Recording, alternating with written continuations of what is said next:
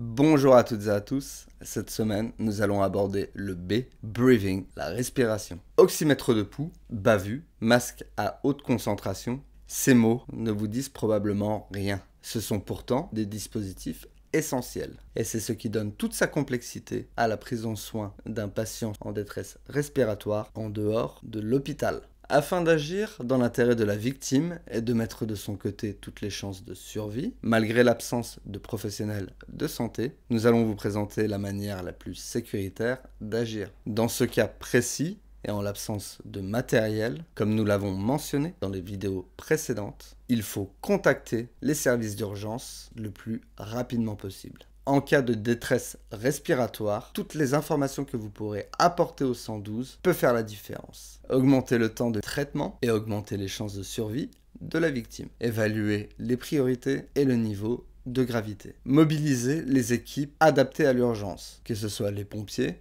une ambulance ou le SMUR. Mais aussi adapter le matériel nécessaire. Rappelez-vous, il faut d'abord sécuriser l'environnement. Les difficultés respiratoires peuvent avoir différentes origines. L'intoxication par les gaz, l'ingestion, l'incendie ou les allergies, par un traumatisme, par des problèmes de santé avec ou sans antécédents, ou encore la noyade. La détresse respiratoire se caractérise par une sensation d'étouffement ou de difficulté à respirer. Les causes sont multiples. Les poumons ne sont pas les seuls acteurs de la respiration. En effet, une défaillance du cerveau, du cœur, du squelette, des muscles peuvent en être à l'origine. Le stress et l'angoisse peuvent également entrer en jeu. On distingue 3 types de détresse respiratoire. La détresse respiratoire à l'effort, pendant un effort physique, les causes étant principalement liées au tabagisme, à des problèmes cardiaques, aux problèmes respiratoires tels que l'asthme.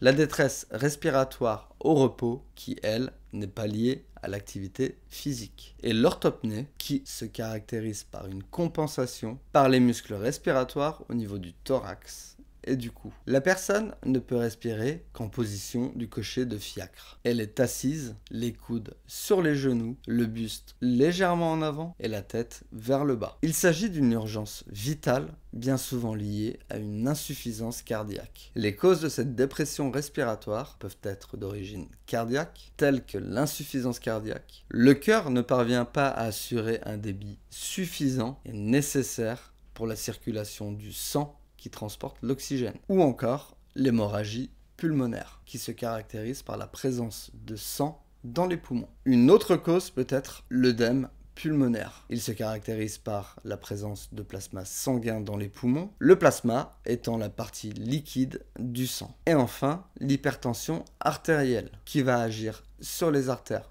pulmonaire et altérer la capacité respiratoire. Elle peut également être d'origine pulmonaire, comme l'asthme, la bronchite ou l'emphysème pulmonaire. L'emphysème pulmonaire altère la fonction des alvéoles qui sont essentielles dans les échanges gazeux, en l'occurrence l'absorption de l'oxygène et le rejet du CO2. La solution que nous avons trouvée pour vous permettre d'agir au mieux sur un lieu d'accident ou de malaise, c'est de faire appel à vos 5 sens. Tout d'abord, l'odorat. Dans l'environnement, vous pouvez sentir les choses, sentir l'odeur de fumée, de gaz, ou vous approcher de la victime, reconnaître des odeurs telles que l'alcool, une odeur de pomme. Toute odeur peut donner une indication à votre interlocuteur au 112. Interlocuteur que l'on appelle le régulateur. Il peut être médecin ou avoir d'autres fonctions. Autre sens à utiliser, la vue. Regardez la cage thoracique du patient. Il faut savoir évaluer si la personne est en bradypnée. Il s'agit d'une respiration lente. Elle est définie par moins de 20 mouvements thoraciques par minute chez l'enfant, moins de 12 chez l'adulte. La tachypnée, elle, est caractérisée par une accélération du rythme respiratoire. En l'occurrence, plus de 30 mouvements par minute chez l'enfant et plus de 20 mouvements par minute chez l'adulte. Sachez évaluer s'il s'agit d'une dyspnée, des difficultés respiratoires, un essoufflement, un inconfort. Il faut savoir reconnaître également les pauses, les apnées. La personne arrête de respirer pendant un laps de temps indéfinie. Le creux xiphoïdien, comme expliqué sur le A, le airway, les voies respiratoires, la vidéo précédente, les battements des ailes du nez, des mouvements respiratoires thoraciques asymétriques ou anormaux, un tirage au niveau des muscles respiratoires, au niveau du thorax et du cou, un hématome, un bleu, une présence de sang au niveau du thorax ou des côtes, pouvant traduire une fracture et ou une atteinte interne, un gonflement de la peau, des muqueuses, de la tête, du cou, pouvant traduire un œdème de Quincke, une réaction allergique sévère, une urgence absolue. Écartez également la présence d'un corps étranger dans les voies aériennes supérieures, comme expliqué dans la vidéo précédente. Constatez les signes de cyanose, un bleuissement de la peau, des extrémités, des muqueuses, la cyanose étant caractéristique d'un manque d'oxygène. Regardez si la personne panique. Surveillez également le mouvement des mains. Décrivez-le au médecin urgentiste, au régulateur. La position, la flexion, l'extension peuvent être caractéristiques de certains troubles neurologiques et d'une privation d'oxygène. Utilisez ensuite l'ouïe. Écoutez. Écoutez s'il y a des bruits particuliers, des ronflements, des sifflements, des gargouillements, des pauses dans la respiration. Interrogez la victime. Demandez-lui si elle a des antécédents, si ça lui est déjà arrivé, si elle a des allergies médicamenteuses ou alimentaires, si elle est surmenée, si elle est stressée, aussi bien à la maison qu'au travail. Demandez-lui si elle fume, si elle se sent faible, si elle a des maux de tête.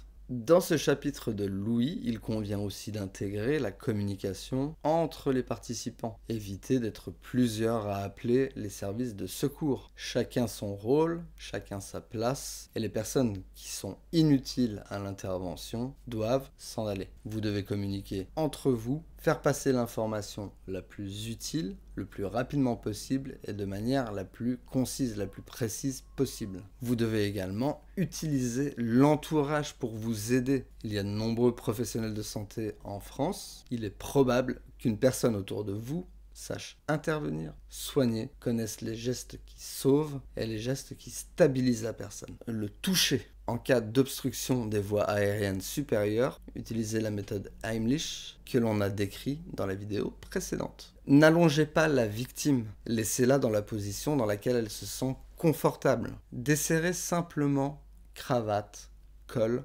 bijoux afin d'optimiser l'arrivée de l'air. Restez à côté de la victime ou choisissez une personne qui est capable de la rassurer, de lui parler, de la faire patienter en attendant l'arrivée des secours. Une fois que vous l'avez rassuré, que vous avez sa confiance, proposez-lui de respirer en même temps que vous. Vous pouvez la maintenir par les mains afin de vous assurer que la sensibilité est toujours là et demandez-lui si elle n'a pas de sensation douloureuse de picotement, de fourmillement au niveau des pieds et de la bouche. Assurez-vous également que sa diction n'est pas altérée. Comme nous vous l'avons présenté dans le A, le airway, testez le temps de recoloration cutanée au niveau de l'ongle, du pouce, de l'index, de l'annulaire. Appuyez sur l'ongle pendant 5 secondes et comptez le temps de recoloration cutanée. C'est le retour à la coloration d'origine de la zone sur laquelle vous avez effectué une pression. Vous pouvez également toucher la personne pour évaluer sa température et savoir si elle transpire ou non. Le cinquième sens, le goût, j'imagine que ça peut effrayer un grand nombre de personnes, mais demandez-lui simplement si elle a des allergies alimentaires et médicamenteuses et demandez-lui où est ce qu'elle a mangé récemment. Point que je n'ai pas précisé puisqu'il représente à lui-même une vidéo complète. Dans tous les cas, si la personne respire mais qu'elle est inconsciente, ne la laissez jamais sur le dos. Cela représenterait un risque d'étouffement, soit au niveau de la langue, soit au niveau des reflux, soit par des vomissements. Et surtout, faites toujours confiance à votre sixième sens. L'intuition est souvent la réponse. Si quelque chose vous paraît bizarre, c'est quelque chose qui paraît irrationnel, mais c'est probablement une information que vous avez assimilée et qui vous paraît essentielle de communiquer. Ne vous taisez pas. Dites exactement ce que vous voyez, ce que vous ressentez. À bientôt sur la chaîne des conseils du tisanier. Be safe.